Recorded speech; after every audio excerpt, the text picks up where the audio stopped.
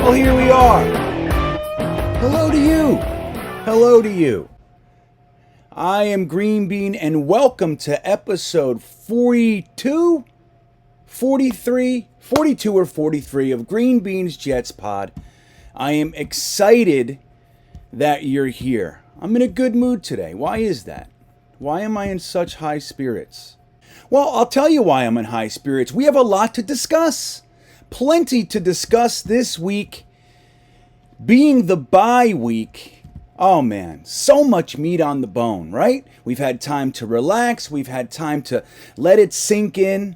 We have so much to get into, and I can't wait to do that with you. But first, I want to tell you about some exciting stuff that I have going on over here. First, we have brand new Green Bean merch that is available on the merch store at GreenbeanJetsfan.com. And we have a contest that will give you the opportunity to win some of that merch and more. On December 27th, it will be the 1-year anniversary of this very channel. 1 year already. I can't believe it. We've done great things, in my opinion. And I'm very grateful for all the support that you've given me. But I have a goal. I have a goal to reach 5,000 subscribers by that 1-year anniversary. All you need to do to enter this contest is to be subscribed to this very channel and to my other channel, Full-Time Coaster Tour. If you're subscribed to both of those, you are automatically entered into this contest. If you want an additional entry, all you have to do is go to Greenbean's Instagram, which is Greenbeanjetsfan on Instagram. That'll give you an additional entry as well. And on December 27th, I am going to pick a winner.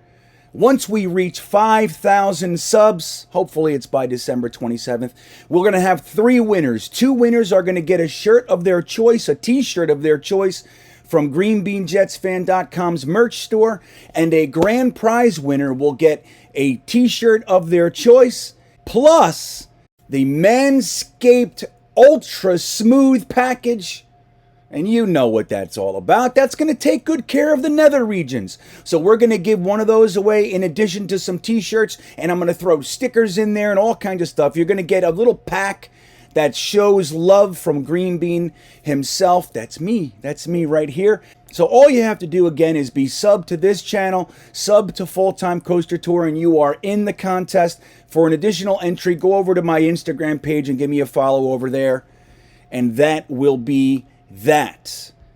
That all said, man, what a great ride it's been. What a great time this has been, getting to know you guys, creating all sorts of cool content. We're going to get to 5,000 subs and really wrap this year up in style. We're going to do it the right way. I'm so excited. I really am, man. And I'm happy with this merch. We got all sorts of creative merch going on. You can win one of those or any one of the t-shirts on the Green Bean merch store, which we are adding more every day, it seems. Almost every day.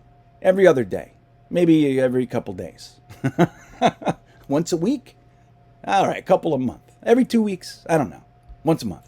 Something like that. We're going to do that, though. We're going to keep adding fun merch. So that brings us to today's subject matter. I'm telling you, man. You know, look, as you guys know, a lot of you talk to me on a weekly basis, right? I try really hard to communicate back to those who choose to communicate with me. I feel like that's important. I really like to do it. I get into some really interesting conversations with you guys. Some are aggravating, I'll tell you. You know, I'm gonna be truthful with you guys. Some of you guys are nuts, but that's okay too, right? We all have our opinions. We've all been doing this for a long time, and we all want to know what the hell is going on around here. What is this? Why do I have green clothes, and why do they never win? Right? So we get into this stuff all week long, and I've kind of seen a theme over the past couple of weeks, let's say. Really started the first 3 weeks of the season, and then it has continued after the last loss in London. The overarching theme is Joe Douglas is a terrible GM. Terrible. We have no talent. We have this. We have that. He didn't do this. We have no tight ends. The offensive line stinks. All this kinds of stuff.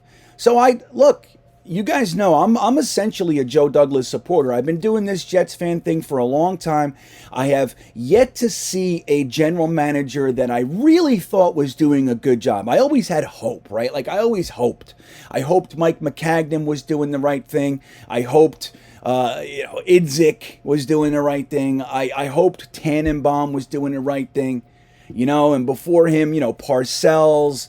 And, we had the Terry Bradway years, all this stuff. Now, even during the Parcells years, I didn't like a lot of what I saw. Now, Parcells was interesting because he was able to take whatever he did, whatever botched moves that he did in the draft or in free agency, he was able to get them on the field and get them to play as a unit and to play just incredibly hard. So it didn't matter as much that his personnel decisions were not exactly what I would call sound, right? So they weren't exactly sound personnel moves a lot of the times. Like, look, trading back our first round pick when you could have just told Archie Manning, yeah, I'm going to take Peyton Manning with the first overall pick, and it would have been a wrap. No, he couldn't do that, and he traded back when he could have just taken Orlando Pace, Hall of Fame left tackle. No, he trades back, accumulates some thirds and fifths, really nothing for the first round, the first overall pick. And he takes James Ferrier, Dedrick Ward, Leon Johnson, and the like. Some decent players, but not first overall pick capital. You know what I mean? Or even quality, quite frankly. So, but he was able to get those guys to play, so we overlook this stuff. But since Dick Steinberg back in the 90s was able to put together some really good teams by some sound personnel decisions. I liked a lot of what he did. Now, granted, I wasn't exactly as knowledgeable as I might be today back then, so I wasn't able to be as critical, but even still looking back, I like a lot of those players that he brought together. I like a lot of the results of those teams and so forth. So he was a good, well-respected general manager, even with his faults. And he made some clams, don't get me wrong. But he was definitely a quality general manager. Now, Joe Douglas, to me, especially over the past 10 years, let's say, he is leaps and bounds, to me, better equipped to tear down the garbage, get it all out of the house, and build a team that can actually do something on the field for the long term. He's not just going out there and buying the top 5 free agents and getting their big names in here, and just by will alone they'll win 8-9 games or whatever it is. He's not doing that. He's chosen to take a harder course, a longer course, and quite frankly, I support that. I like that. I've been crying for that for a long time. But the gripes that people have about Joe Douglas, they can be legitimate, right? Like, there are people that have legitimate concerns about the moves and decisions that our general manager is making. So we can't very well just disregard other fans' thoughts, right? Like, if we're going to be well-rounded fans and we want to really know what's going on with this team, which a lot of us do, you got to listen to everybody. You have to take their concerns, their words into consideration, or else it just doesn't make sense. It's like, no, just what I believe is the only thing I believe, and that's that. It doesn't make any sense if you're trying to improve, if you're trying to grow as a fan, as a person. You want to absorb contrary opinions, even if you ultimately decide that you don't agree with them. Absorbing them in the first place, hearing them, contemplating them, that goes a long way toward creating your really more well-rounded decisions. So what I've done is I've gathered just hundreds and hundreds of comments about Joe Douglas. I went over all of them. All right, I spent a long time doing this, and I put together the top 3 gripes. Right? Not grapes. Gripes. I put together the top 3 concerns. All right, what the hell is this guy talking about? Gripes. I love gripes. Gripe jelly, right?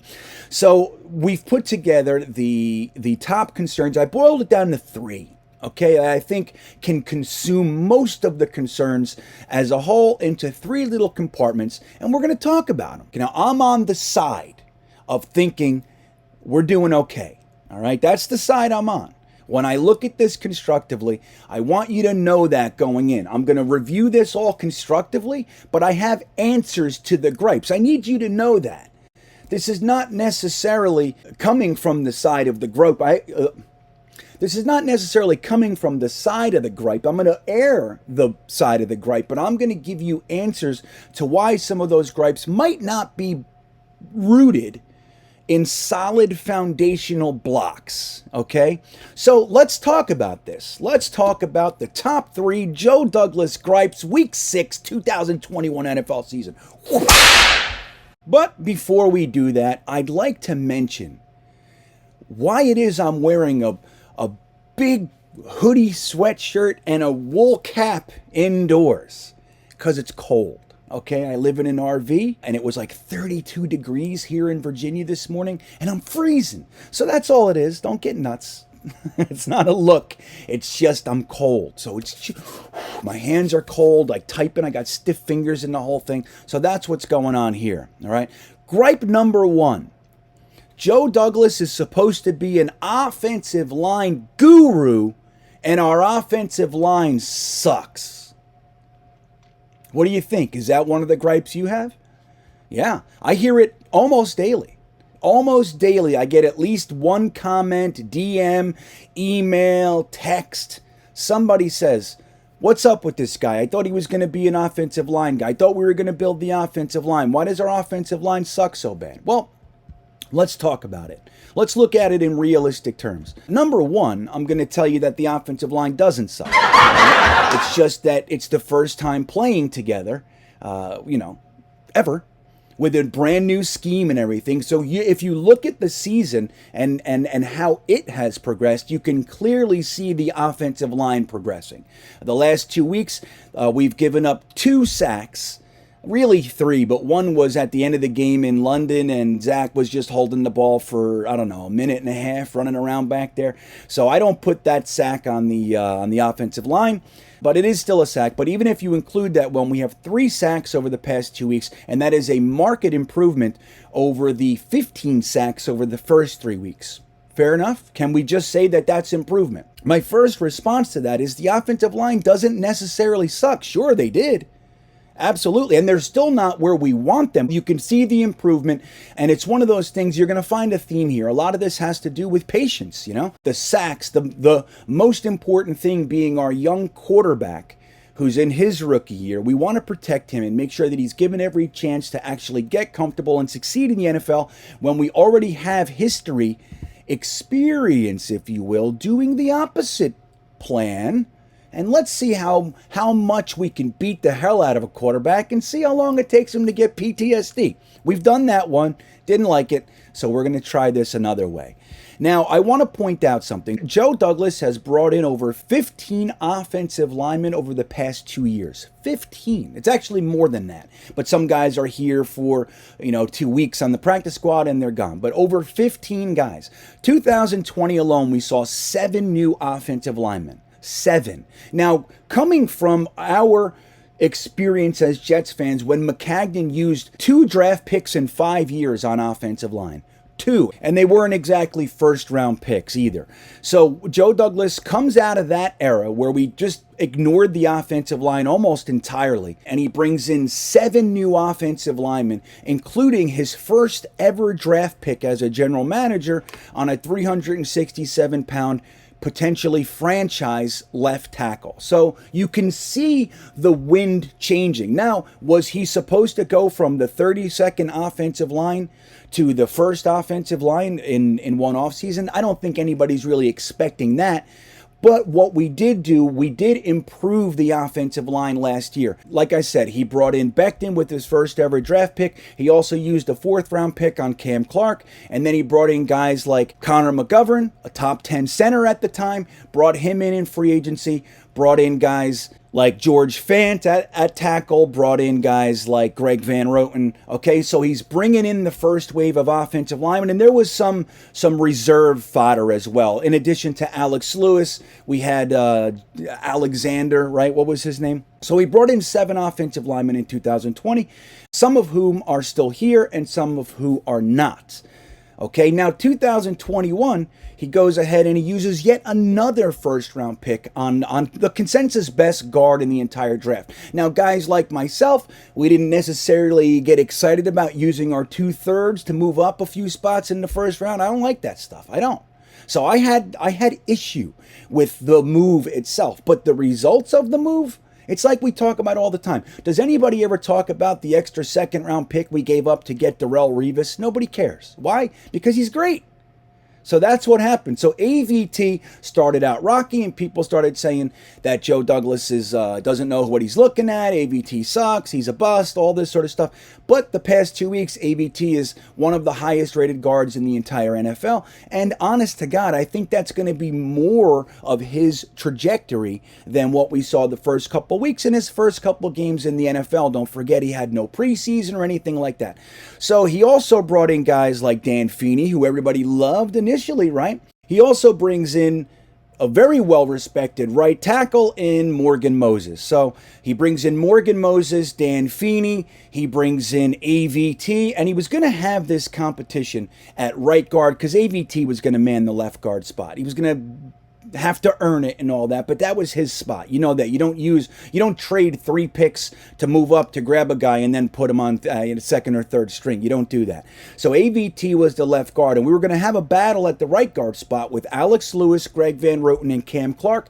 Cam Clark was the guy that they wanted to win the job. Okay, he had a redshirt rookie year essentially, and he was playing okay in preseason. He was involved. He was part of the rotation, and the hope was that Cam Clark would win the job, and we have this gritty, nasty-ass road grader at right guard next to Connor McGovern. The left side is Bechten and AVT, and then we got Morgan Moses or George Fant battling out for the right tackle job. It's beautiful. What happens? Alex Lewis on August 18th decides to retire, suddenly out of nowhere, and Cam Clark gets a devastating injury where they honestly feared that he was paralyzed. Okay? So it's like, so we're stuck with the remaining guy there, which is Greg Van Roten, who is an NFL starter. We don't think he's playing all that well right now, but even Greg Van Roten is improving. Not maybe what we want to see, but he's improving. But we have to look at scenarios.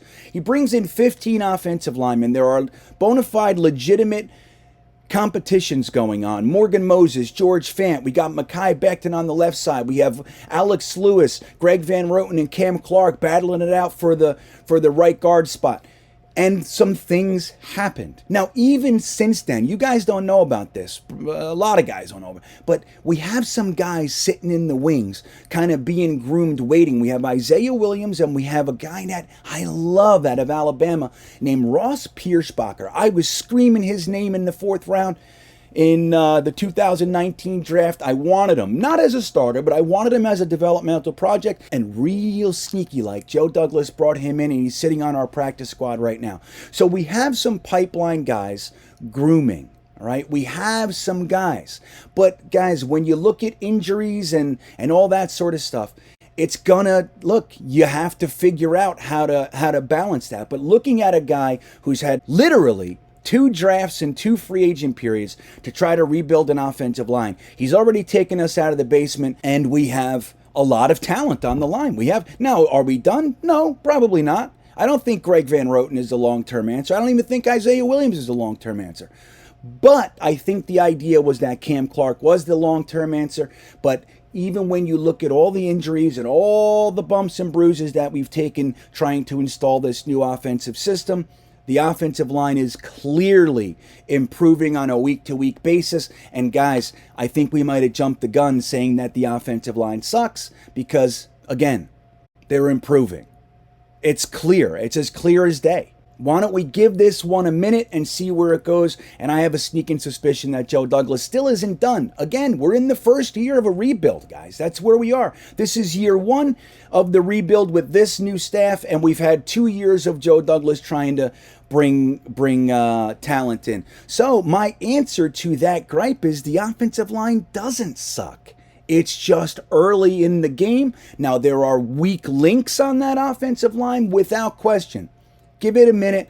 We'll fix those weak links like we've seen. If you just look at his track record, he's used 2 of his first 3 first-round picks of his entire career on offensive linemen. He's bringing them in. They're gonna be good. They're going to work. So My answer is they don't suck. They're just taking some time to get ready. And again, we're still rebuilding the line. It's going to be a minute, but by the end of this season, I think we're going to be relatively happy with the progress of this line and seeing where they are. And at the draft and everything like that, you're going to see more and another influx of offensive line talent. I think he's doing it the right way, guys. Honest to God, I'm in favor of this rather than going out and trying to buy a guy here, buy a guy there. He brought in a couple free agents and he's building it through the draft, which takes time. It's a shame what happened to Cam Clark. Honestly, I mean, how can you predict something like that? Cam Clark is not an injury-prone guy. Since he's been here, he's been injured, but that was not his story in college. He came in, he was a very well-regarded tackle who was switching to guard. It was a slam dunk move, and the guy can't seem to get on the field. And the injury is not exactly a soft tissue hammy. All right, that's not what we're talking about here. We're talking about a spinal injury. We're talking about a retirement. So that's not, these things you can't possibly foretell. So we had the guard competition. Everything was working out. We had a nice right tackle competition. We had a nice right guard competition. We had two new guys on the left side that are highly regarded first-round draft picks. In my opinion, I think we just need to calm down and give this time. If you just look at the first 5 weeks of this season, you could see the improvement. It's, again, clear as day. So there's my answer to that. You say the offensive line sucks. I say no, it doesn't. What do you think of that? I get it. Now look, and if you're looking at anything, it's like I've used this analogy all the time. If you look at a souffle in its first 2 minutes in the oven, you're going to think it's soup. What is that? It's not a cake. You can't do that. You can't judge a souffle by its first 2 minutes in the oven. You can't do it. It's not what it's going to be. But if you do, and you walk away and you say, that souffle sucked. That guy doesn't know what he's doing. That guy sucks. I would never hire that guy. He doesn't even know how to make a souffle. So it's the same kind of thing here.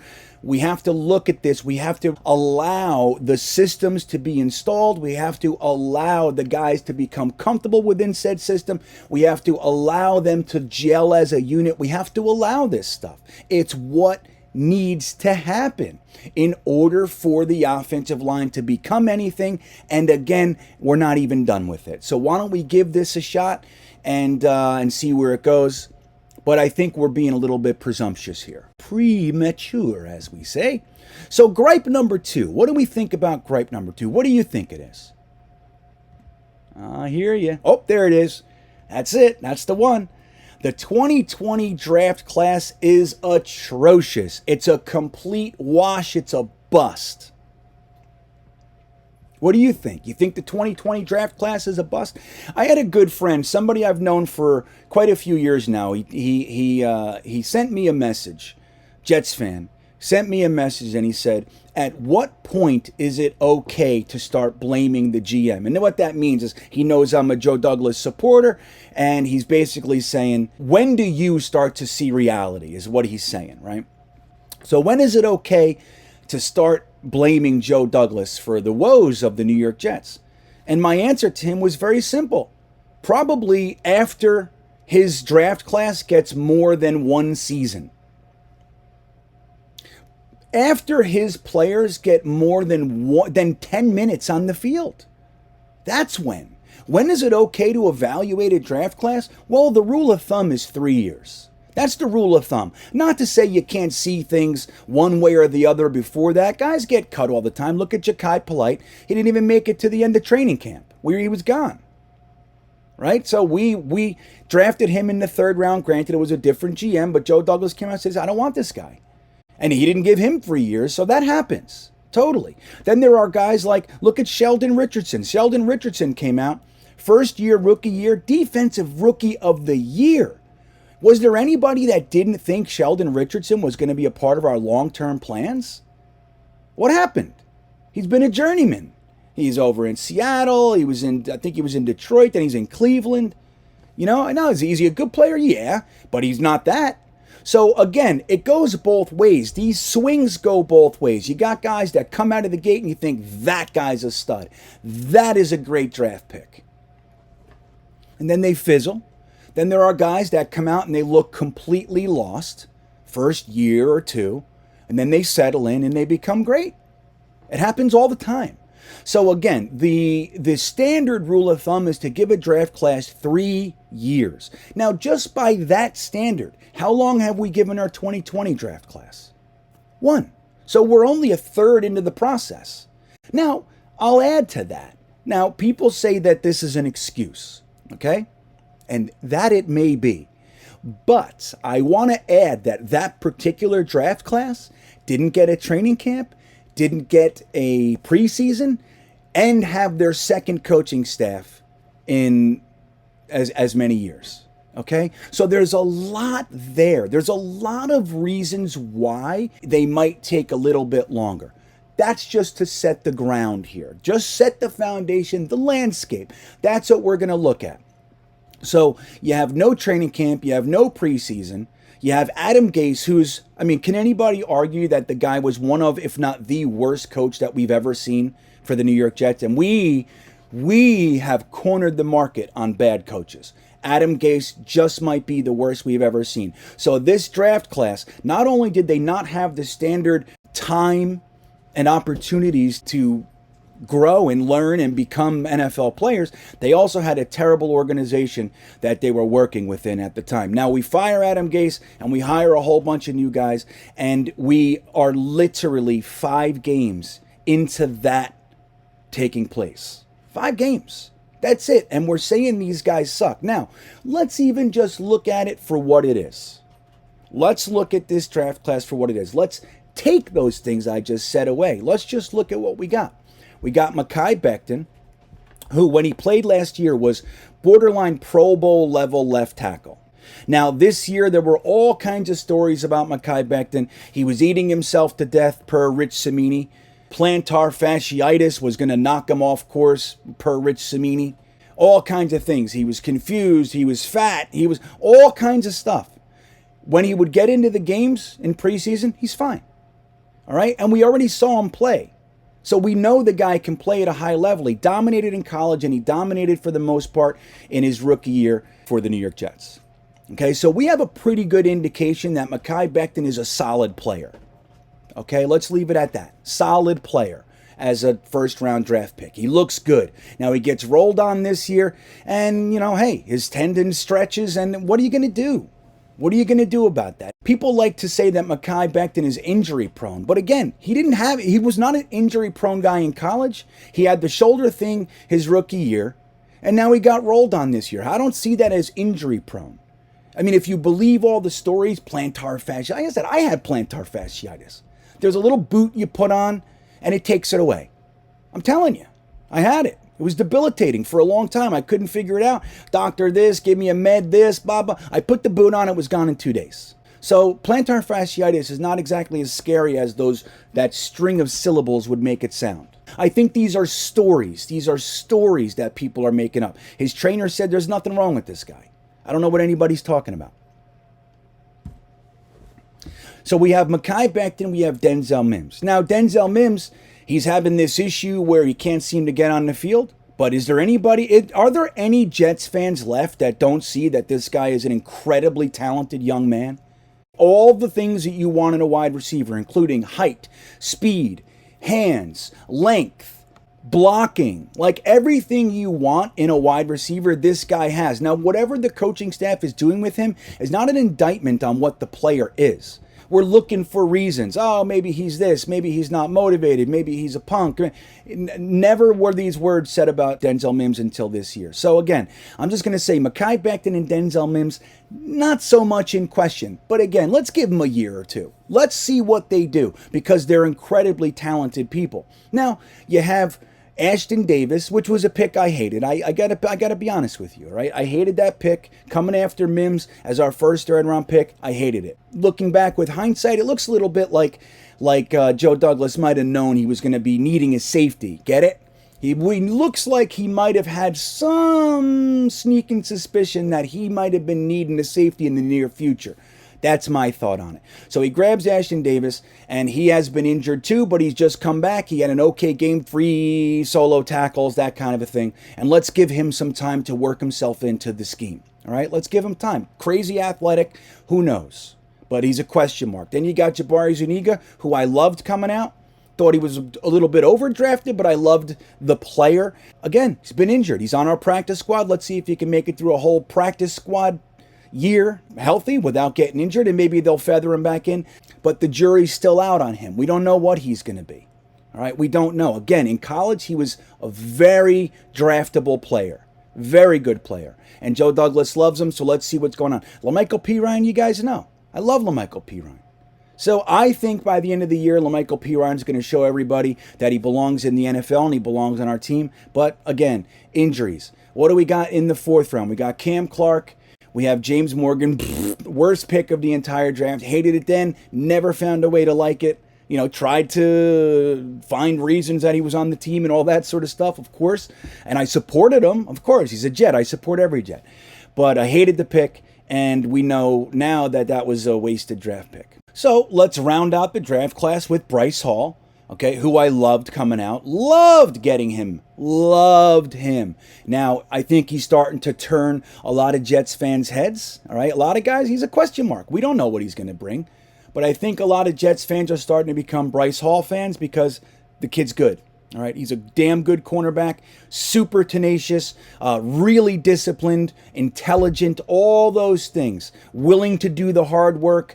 And Bryce Hall's proving why he is, why I'm his fan. Okay, so then you got Braden Mann, another one is injured. So guys, let's say even the guys that are just playing are the only guys we get. Let's say Bechten, Mims, Hall, and Mann. And Mann's injured, but let's say that those are the only 4 guys we get out of the draft class. You do realize that that's a good draft class, especially the first one for a GM. You do realize that, right? Getting 4 starters out of a draft class, especially sprinkled through the late rounds and everything, that's a good draft class. But here's what everybody forgets. You know there's more to the draft class. You know there's a little guy named Bryce Huff, who was an undrafted free agent in that draft. How's he doing? He was catapulted into the starting role prematurely.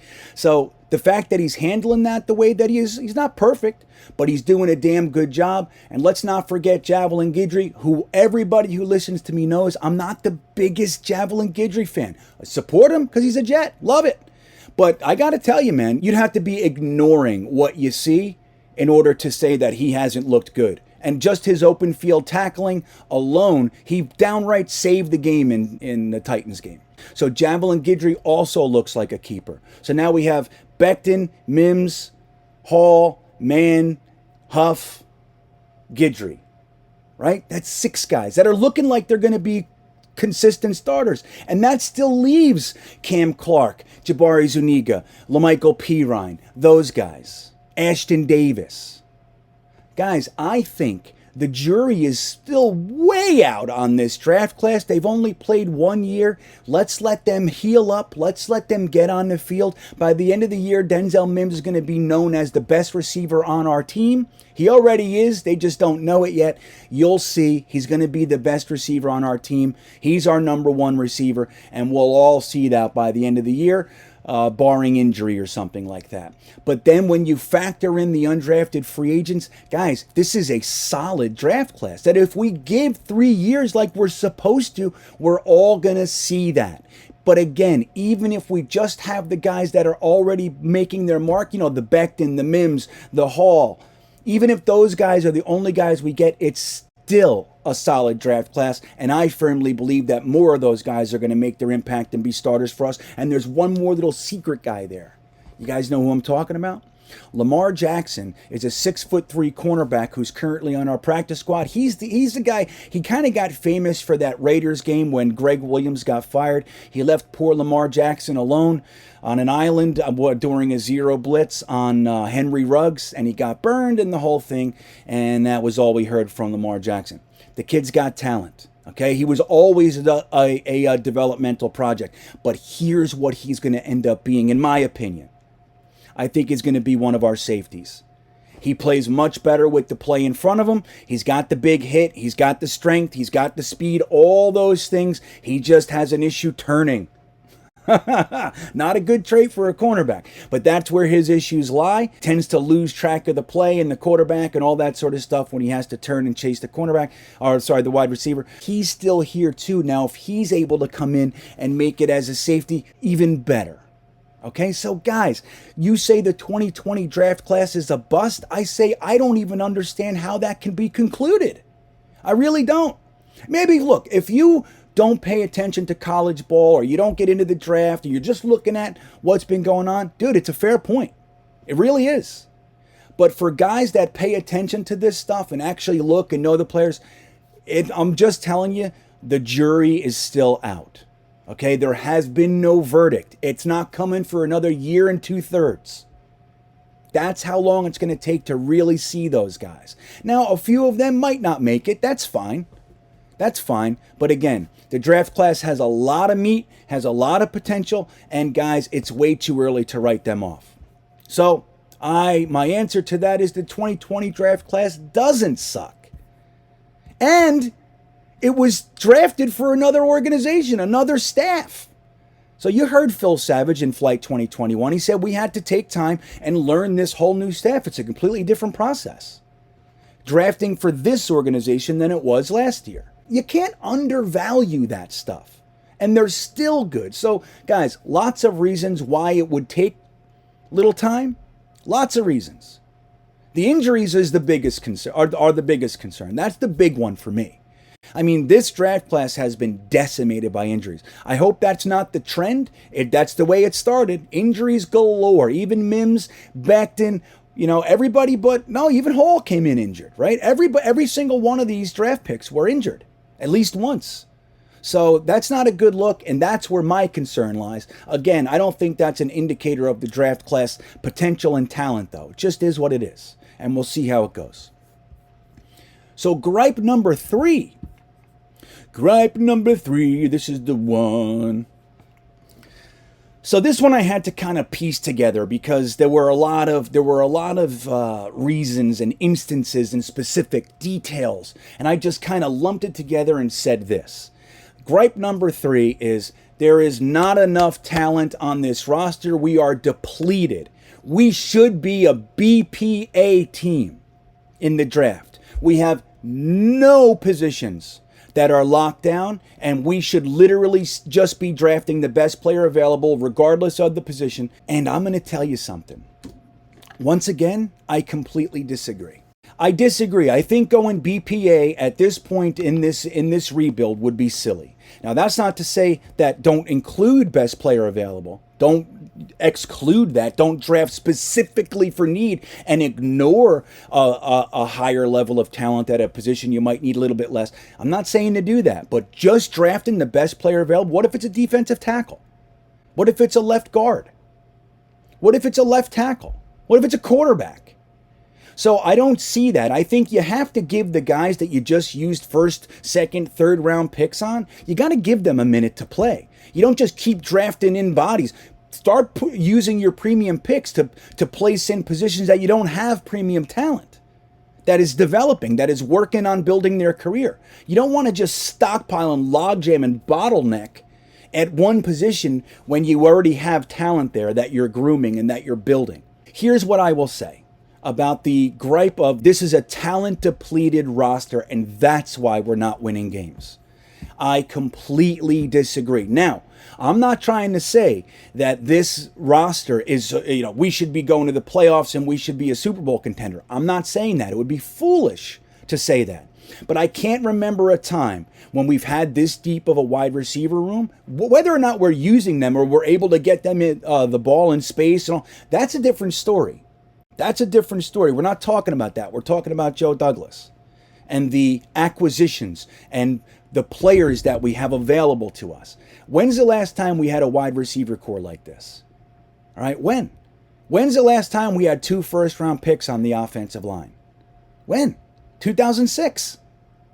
It's a long time ago. It's 50 years. So, and then you got the defensive line as well. Now, granted, we had an injury to Carl Lawson, to Vinnie Curry. But guys, this defensive line, JFM, Fadukasi, Quinnen Williams, please don't draft in the first round a defensive tackle. Please. Please don't do that. We are not a BPA team, man. We just brought in some linebackers. We have Bryce Hall at the cornerback spot. Do we need another cornerback? Potentially. I would still think we do. A premium quarterback. Eccles may be the first guy off the bench. I don't know. But it looks like we got our slot corner too. So, guys, again, saying that we're talent depleted, I disagree. We have talent like Denzel Mims. We have Elijah Moore. We have Michael Carter. We have Zach Wilson. Now, are they putting it together? Not yet. But to say that it's a wash and we need to start over BPA, I just don't know how we could get to that conclusion. I really don't. Now, do we need more talent? Of course. But we have 10 more draft picks this year. 10. 2 firsts, 2 seconds, 1 third, 2 fourths, 2 fifths, and a 6th. That better have been 10. It's funny, I get into these discussions. I got on my live stream last week, everybody made fun of me and said it's 11, it's 11, it's 11. It's not 11. I knew it wasn't 11. I pay attention, but I questioned myself. I said, maybe they're right. Maybe it is 11. And I knew it wasn't 11. It was 11. It's not 11. We have 10 picks, a large concentration of them up front in the premium land. So you want to use all those to dump into positions that we already have? You want to draft a left tackle if he's the best player on the team? I don't want to draft a left tackle for this year. Do you? You want to draft another quarterback? I don't want to draft another quarterback. You want to draft defensive tackles? I don't want to draft defensive tackles. You want to draft a wide receiver up there? I don't want to draft a wide receiver up there. We have Corey Davis, Denzel Mims, Elijah Moore, Jamison Crowder, Keelan Cole. I mean, even if Cole and Crowder are gone, Corey Davis, Denzel Mims, Elijah Moore, dude, that is an NFL wide receiver core. Now, we have to figure out how to get them the ball. That's not in question. But guys, the talent is there. So again, I don't think we're talent depleted. This team should have won at least that Atlanta game. We should be 2-3, let's say. In my opinion, we could be 3-2. Fair enough? But let's just say 2-3. The reason we're not winning is because we're not putting it together. It's not because the talent isn't there. The first 3 games, if Zach Wilson's wide receivers would have caught the ball, he would have had an over 70% completion percentage, and we probably would have won some games. The last 2 games, his receivers are catching the ball, and he can't get him the ball. So, guys, it's one of those things. First 3 games, the offensive line was getting him killed, yet he was laser precise. The last 2 games, the offensive line's protecting him. He can't hit a screen. So it's not that the talent isn't there. It's that we're not giving it enough time. This is going to take time. Now, am I happy with everything? No. But to those 3 main gripes, the 2020 draft class is a bust, the offensive line sucks, and that we have no talent on this team, that's the main gripes of why you would want to fire a general manager or get rid of him or label him as somebody who sucks. I disagree with all of them. And I gave you, at least in my opinion, enough to back up why that, if you just think about it logically, constructively, and pay attention to really what's going on, you'll see. I gave you enough to support the other side of the argument. Guys, I know we've been in a rebuild for what seems like forever. But Joe Douglas has been here 2 years, and this coaching staff has been here less than 1. They are not concerned with the 30, 40 years that preceded them getting here. They're going to build it the way that they think it should be built. We happen to have, for the first time in forever, the entire organization is packed full of football people. Actual people who've done well, built teams, were groomed by some of the greats in this league. It's not Mike McCagnon. They're not accountants picking our players. So we have to give this time.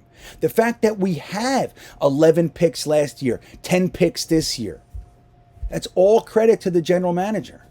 The fact that we don't have, that we're not bound to a $17.5 million contract for a safety who can't catch. That's Joe Douglas.